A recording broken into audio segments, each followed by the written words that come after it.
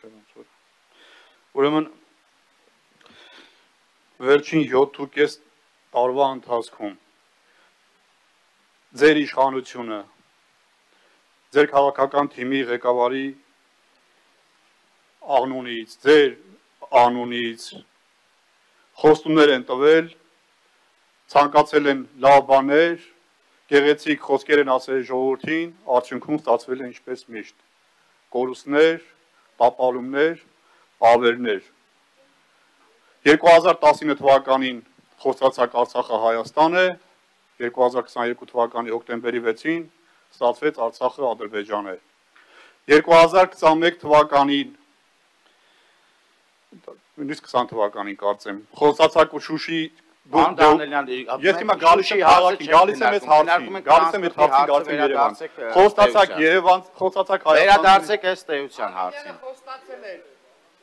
Ձեր Ավինյանը խոստացավ։ Ուրեմն ես իմ ժամանակից մի վերցրեք։ Ուրեմն խոստացած Շուշի դեօկուպացիա։ Չէ, ձեր ժամանակից վերցնում եք պարոն Դանելյան, որտեղ Շուշից եք խոսում։ Ուրեմն գալիս եմ իմ հարցին, սպասեք։ Խոսեք,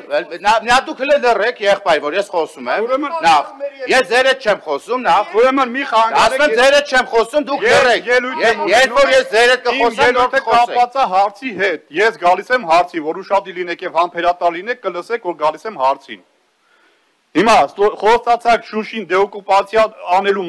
համար արդյունքում Շուշին մնաց Ադրբեջանին։ Խոստացվեց, որ Մեղրի միջանցք չի լինելու, այսօր Մեղրիի միջանցք կա։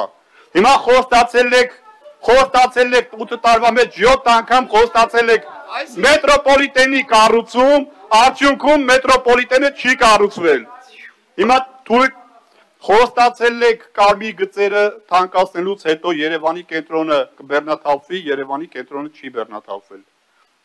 Հիմա բերել եք մի նախագիծ, ես այդտեղ անդրադառնալու սրա ֆինանսական մասին, բերել եք մի նախագիծ, որով միայն